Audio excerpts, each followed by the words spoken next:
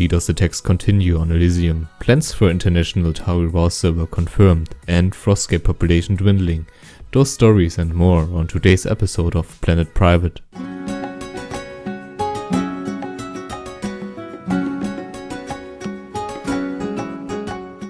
Hello everybody and welcome to a pilot episode of something I'm planning to do more frequently in the future. In this series I would like to report on current events in the private server scenes and give my opinion on them. This is all a bit experimental right now, so please let me know in the comments what you think of this concept and what can be improved. But for now, let's just start with our first topic. Frostgale is a 3.3.5 Wrath of the Lich King PvE server that launched on the 3rd of February. The developers fixed a lot of bugs in the weeks of open beta, but ultimately decided against the vibe to the dismay of a lot of people.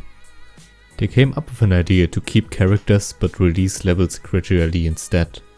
So for example, when a level was achieved, people were able to play the old characters of that same level again that they had in the beta. It was a sort of unlock mechanism, a compromise to make a race to 80 still possible and let the beta testers keep their old characters. The thing about trash servers is that everybody wants to be literally on the same level, not only speaking in terms of EXP. So having an established character base and an economy that is already in place was still too much of a downside for a lot of players. There's also the argument that it's called beta for a reason, so for example if exploits were to be found, abused and so on by characters on that realm, letting players keep those beta or test characters can lead to a lot of issues and in the end was also a reason why it turned people away. I personally also tested out the server in the open beta phase and returned to check things out again since I had a lot of fun. But unfortunately their decision against the vibe led to major issues with the population. Scripting wise it's decent but far from outstanding. I ran into bugs on different occasions. Basic and game breaking issues like auto shoot just not working properly. But one thing I have to stress out is that the community and the developer team are just great. They are very friendly and hardworking. They reply very fast and try to listen to everybody and fix bugs immediately. I think because of that alone, this server had great potential. The problem is that there are a lot of well established and well scripted Wrath of the Lich King servers already. Titans like Dalaran WoW or Gamer District, even Warmain. Having just a few more players could have started a snowball effect and kept the stone rolling, helping to spread the word about the server and how great the community and the developers are. But in the end, the attempt to please everybody, first and foremost the established beta testers, seems to have been a mistake. It is really important to have a good start as a fresh server due to the cause and effect mechanic. People don't want to play on a low population server and hence it stays low population. It is really hard to break through that downward spiral once it started spinning. There's also a more detailed report on Reddit by a player, some sort of a diary. I will link it in the description down below. It's a very interesting read if you want more impressions on the server. I wish the developers best of luck in their endeavors. I think it would be really nice to have a fresh one-times PvE Wrath of the Lich King server. And again, there are some very well established and well scripted servers out there already. But that's kinda the thing, they are established in old servers and I think a fresh wind would do a lot of good for the private server community at this point. Okay, I think that's it for this story. Please let me know in the comments down below what you think of it. Should there have been a vibe or should the private server community just be a bit more welcoming to ideas like this? Okay, moving on to Tareewow. Tareewow is a Mist of Pandaria private server. Although it's probably not the most popular expansion for private server players, it still has a very niche and dedicated player base. I recently noticed Tareewow while browsing Reddit. There were a lot of threads that advertised it as very community friendly and well scripted. So I thought I should give it a try. After playing Classic and Wrath of the Lich King for a really long time now, it was kinda refreshing to see the restructured Azeroth once again. It's an Hungarian server, so in order to join an English speaking guild I went with the Alliance. Conveniently enough, the guild is called International and consisted of a bunch of very nice and welcoming people.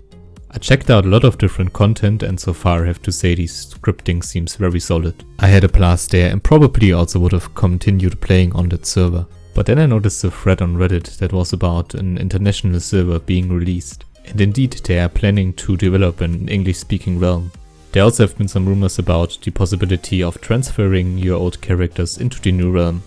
I haven't had any confirmation on this yet, so for now I will just freeze my character and continue playing once there's actually a confirmation that yes indeed you can transfer characters.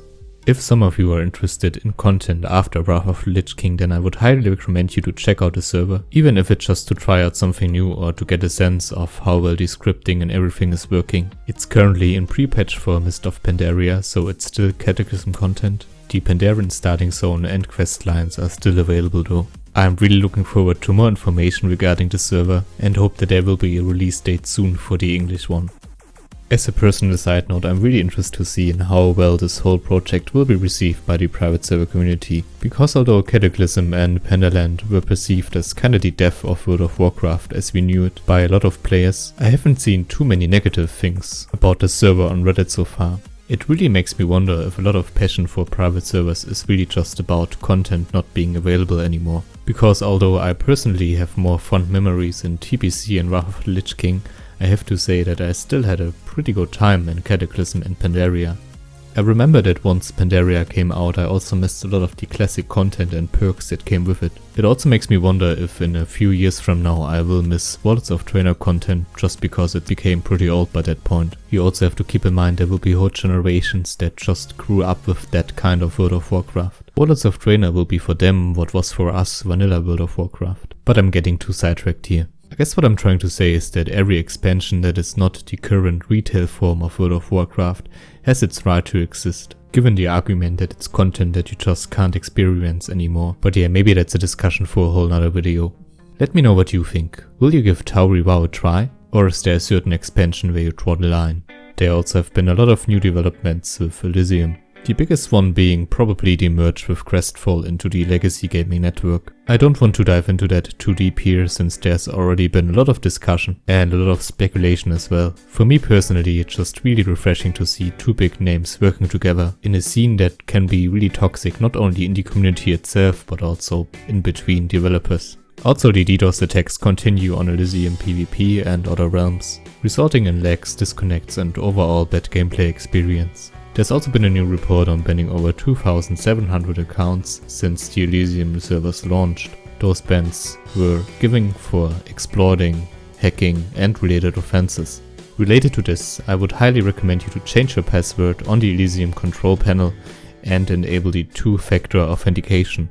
I have also enabled it on my account and it takes like 5 minutes to do. Keep in mind that those few minutes of setup could save you days and weeks of game time and character progress from being just stolen or completely removed. Alright everybody, and with that being said, I think I'm going to end the first episode of Planet Private for today. Again, please let me know what do you think of this concept. Would you like to see more? What can be improved? Would you like more opinion pieces? Would you like more objective reporting? If you enjoyed, please leave a like, check out my channel for other kinds of content if you want, and as always, thank you very much for watching, have a fantastic day, until next time.